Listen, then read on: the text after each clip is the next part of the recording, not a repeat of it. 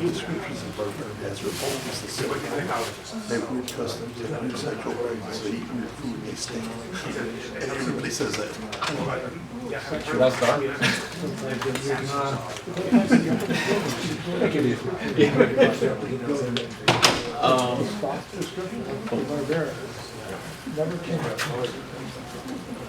What I'm going to talk about is a long-term project I've been trying to complete for quite some time. And I'm just going to focus on a few themes of the project, which is really looking at the role of Southeast Asia in the... Sorry? Speak up. Oh, okay. Role of Southeast Asia. Can you hear me? Yes. Role of Southeast Asia in the world history, spanning time, the period between 200 BC to 8500. One thing that I want to sort of maritime and continental at the same time. The maritime world is a global world, and in fact, it's much more global than a continental world. And one of the things that, in fact, Jonathan brought up this morning is the Silk Roads. And we are mostly familiar with the Silk Roads in terms of the ones going from Europe or from the Roman Empire to China, and so the land routes, right? What I want to focus on are the Silk Routes, the maritime Silk Routes. And Southeast Asia, once my map goes up, is at the crossroads of this maritime Silk Route. Here you see the land routes, right? And the land routes don't not just goes this way or in that way, but they go through India, right? Through parts of Arabia, parts of Iran, and so on and so forth. And then in Asia, in Southeast Asia or in the Asian continent, you can see that they flow to here. And so therefore it's not just going this way and that way, it goes this way, back in there. And these are the sea routes that so the top part, here we start at Rome, right? And this would be the outer part of the system. And they go Alexandria and Berenice. And this is a very important Roman port. And as you can see, this, and the dotted ones are the first sea routes that were taken where they hugged the coast. But once they realized the flow of the monsoons, you can therefore see how they can sail right across, and that cuts down a lot of time. And therefore time and space are very important issues in understanding the evolution of a world economy. And of course you can see here, and as you can see here, the routes go, and then they go up here, first to Hanoi, and here is modern Canton, or what we call Guangzhou, right? And here are the famous Spice Islands. Within each of these are the main routes. Within each of these are very complex regional exchanges. And in the book that I'm trying to finish, the graphic artist is trying to draw most of those maps that I found that you can. But this gives you a better idea of what's going on. And this would therefore show you both the land and the maritime routes, right? And this I would emphasize the main routes, and therefore they never, the Roman ships would never go further than Raptor. They would come over here, sail right across, swing around here, and then the Southeast Asian and the Indian ships would take over, right? And then the Southeast Asian ships and Indian ships, but mostly Southeast Asian ships, will go up here. And then there is a internal local exchange with, oh, sorry. Oh. Okay. Maybe it's easier if I use my hand than that. And so you can see the flow of the goods. Okay. Trade connections between Southeast Asia and the rest of the Eurasian world economy. I would argue that if you look at the paper is in the, is it in the? It's yeah. over the place. And there are different dates depending on who you read and in terms of which historical account or archaeological excavation, whatever. But by 500 BC, you already have what I would call a Eurasian system, that comprise of Eurasia, of course, Europe, China, East Africa, Mediterranean, Arabia, right?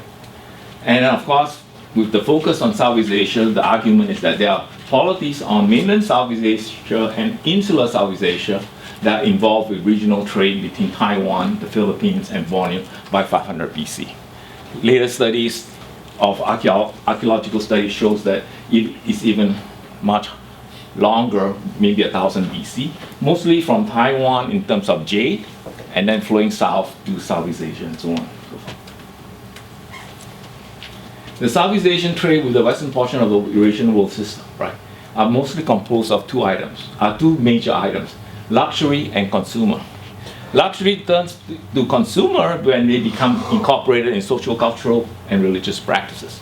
For example, spices, pepper, first used as condiment, then treated as medicine, and so on and so forth, and so it becomes a local, become consumer items. Beads made in Southeast Asia at first were made for luxurious consumption, but while mass manufacturing occurs, therefore you assume that they are for consumer goods. So the spices are some of the main products. And here, for example, there's a lot of transshipment. Java long pepper shipped to India and then onward to the Mediterranean along the routes, right? How do we know this? There's quite incredible studies done on botanical genetic analysis, mostly people like Dorian Fuller, Roger Blanche, and that analysis shows us that. Then, of course, if you just look at one aspect of this, you have clothes exported to India. This is the Roman word for Ceylon or Sri Lanka, East Africa, Arabia, China, used as incense, seasoning, and medicinal purposes. And the clothes are from the Spice Islands of what's now modern-day Indonesia. Aromatics, these are incenses, and some of that are either exported from Southeast Asia, or they are grown in southern Arabia, and so on and so forth. And then, of course, you have this food crops, plantains, water yam, taro, sugarcane, and coconut transferred to East Africa prior to the beginning of the prehistoric period from Southeast Asia or from parts of Southeast Asia. And then, of course, the next set of exports from Southeast Asia: bronzes, metals, boats, and stones. So what it does suggest is that there's a higher complexity of societal transformation in Southeast Asia than what has been, in a sense, commonly alluded to or suggested. Southeast Asian history is really an Indocentric history, meaning that Southeast Asia, as is described initially, was called Greater India, right? And so, not having to deal with Eurocentricity, here you have to deal with Indocentricity. And the book goes into a lot of discussion on that type of centricity and how hybridization and so on and so forth occurs. And of course, the materials that you're looking at: tin, gold, bronze vessels, beads, glass, and sewn boat. And with China, what was exchanged, right? Of course, in exchange for Chinese silk and pottery from Southeast Asia, you have all the various spices, right? And sometimes swords were exported. Over 10,000 swords were exported from some of the polities, and so on and so forth. Southeast Asian developed seafaring technologies. Some of this work I'm using are not, I didn't do the primary research. Mostly the group at Oxford, led by Nikki Boivin. They've been doing some really exciting work. And here you have ship design, sails, plank stitching of the boats, and so on and so forth. And then, of course, you have the exchange of embassies or trade relations between China and Southeast Asian polities. And this gives you a breakdown of some of the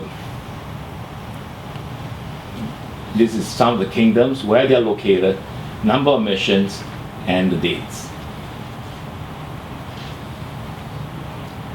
So what I want to show you is an excavated site, which is really, I visited the site twice already, and this is an incredible site. It's a 5th century BC site in West Malaysia. It's about 100 square kilometers with continuous settlement until the 6th century AD.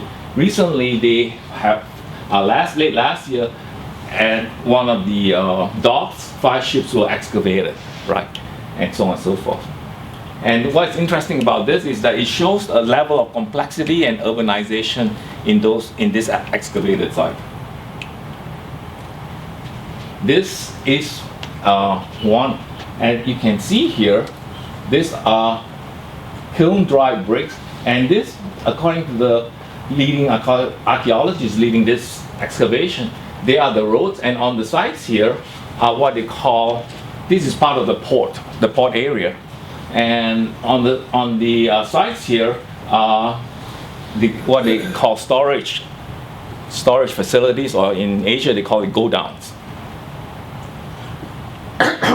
And this is and the part of the foundation for the port. And this is also part of the foundation. And this is another view of the site whereby you can see here, this would be the buildings, and this is the kiln-dried bricks, and these are the buildings. There are tiles that I didn't photograph them. There are tiles on those homes. And according to him, he suspected there are 2-story homes, or 2 top-story buildings.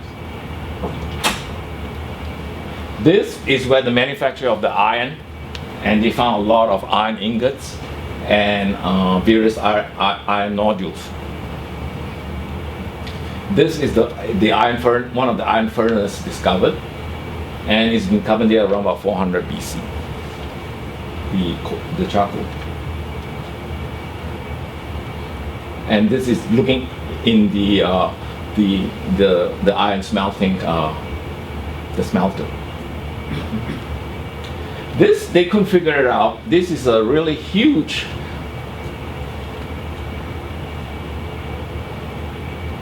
you would call it building, but he thinks that it's a place for burial rituals, right? They have found 47 mounds, and they have only excavated 4. They have not found the citadel. And they have found 3 mounds at the bottom of this mountain called Gunung Jurai. And I told him that probably perhaps that's where he would find the citadel, which is the main sort of public place. That's it. I think that's it. If you have questions, then we can all go into questions now, right? I'm the last guy, right? Am I, Chris?